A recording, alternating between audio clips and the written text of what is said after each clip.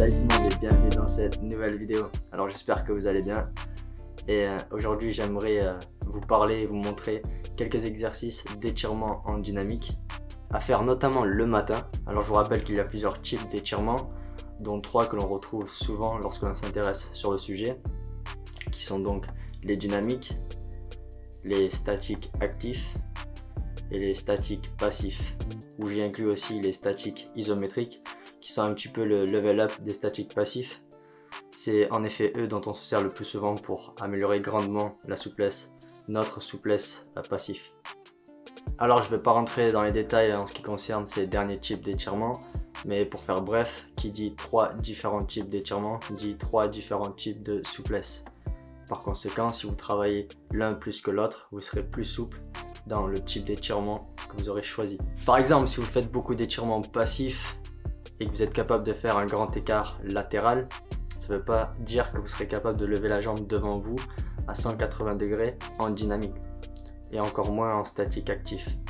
Alors, selon les objectifs de certains, il sera conseillé de travailler sur ces 3 différents types de souplesse, mais pour d'autres, il peut être suffisant de se focaliser sur l'une voire 2 d'entre elles.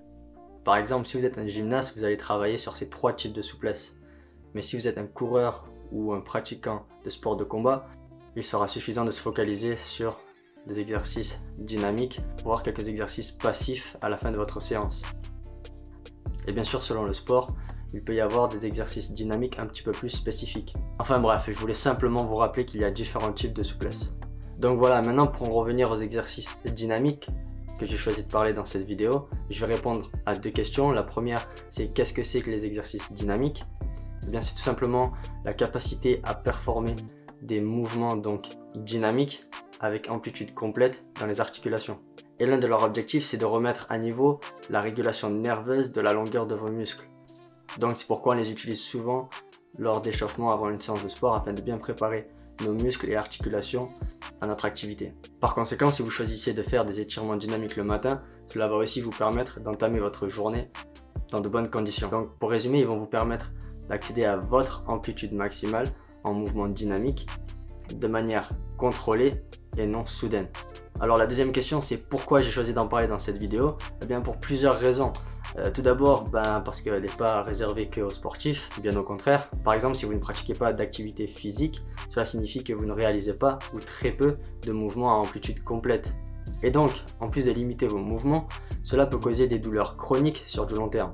Donc c'est pourquoi je vous recommande de réaliser des exercices en dynamique, aussi associés à des exercices de mobilité, pour vous motiver et vous encourager à utiliser un petit peu plus votre potentiel corporel.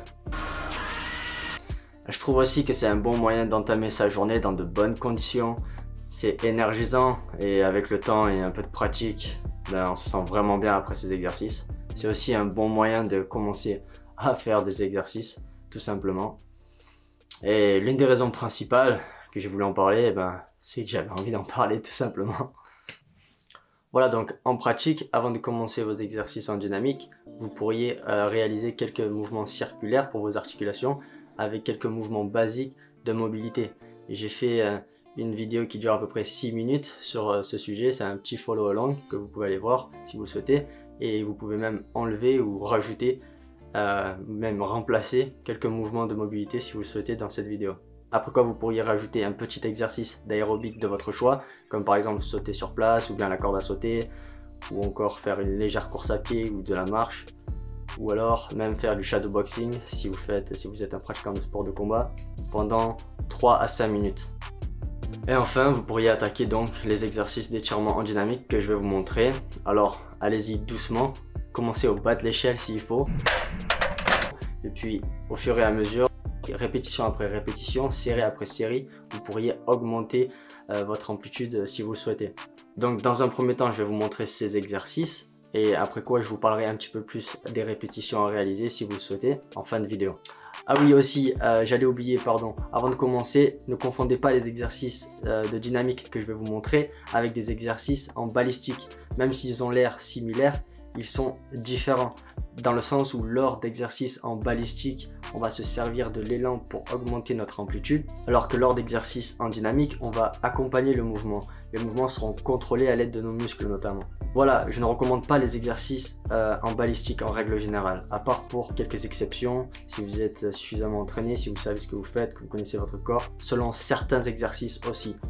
Mais je ne recommande pas les balistiques en règle générale. Donc voilà, lors de ces mouvements dynamiques, contrôlez bien vos mouvements et n'utilisez pas l'élan pour augmenter votre amplitude. Prenez bien votre temps, allez-y doucement, progressivement. Voilà, donc maintenant je vous montre les exercices. Alors on commence avec les épaules, ici avec flexion et hyper extension.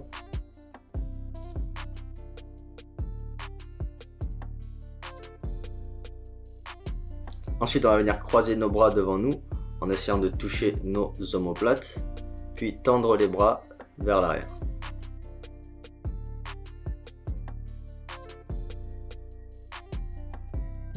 Puis on enchaîne avec le buste. Alors on va incliner de côté dans un premier temps. Attention à ne pas vous incliner vers l'avant.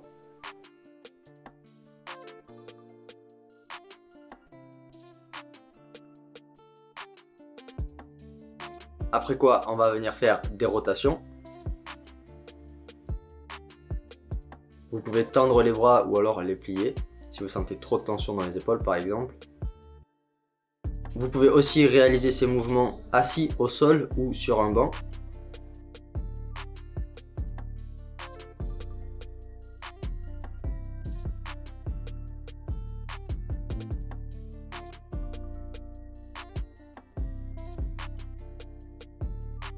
Ensuite, pour les jambes, vous pouvez vous munir d'une chaise ou bien d'un mur comme support.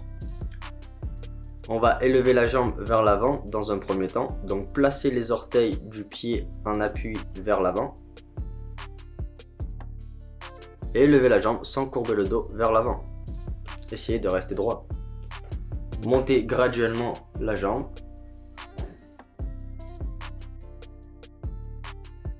Essayez de sentir le mouvement au niveau des hanches et légèrement au niveau des ischio-jambiers.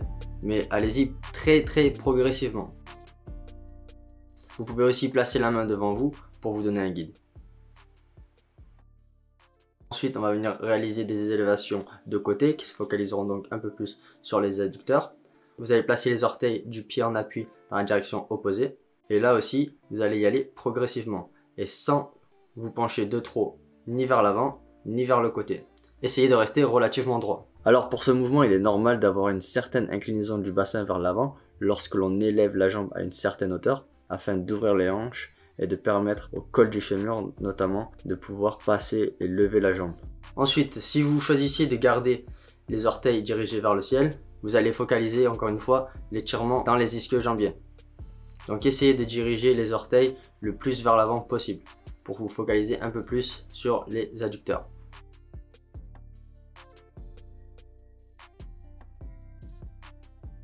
Ensuite, vous allez placer votre support à hauteur de hanche ou bien à hauteur de genou. Vous allez tout simplement élever la jambe vers l'arrière, progressivement là aussi, sans tourner de trop sur le côté. Restez le plus face au sol possible. Vous devriez sentir un petit peu plus l'étirement au niveau du psoas, le devant de la cuisse. Alors, ces exercices en dynamique peuvent être réalisés en série de 5 à 12 répétitions jusqu'à atteindre votre amplitude maximale. Cela peut varier entre 25 et 45 répétitions en fonction de la masse musculaire en action notamment. Alors je ne vous donnerai pas de nombre de séries spécifiques ici. Voilà, écoutez votre corps, faites en fonction de vos objectifs et de votre temps. Je recommande néanmoins entre 15 et 25 répétitions au total pour le maintien de votre souplesse en dynamique. Au-delà de 30 à 45 répétitions, vous travaillerez sur l'amélioration de votre souplesse. Si vous le souhaitez, vous pouvez vous focaliser sur une partie de votre corps plus spécifique où vous avez besoin d'améliorer cette souplesse et passer donc plus de temps sur cette dernière.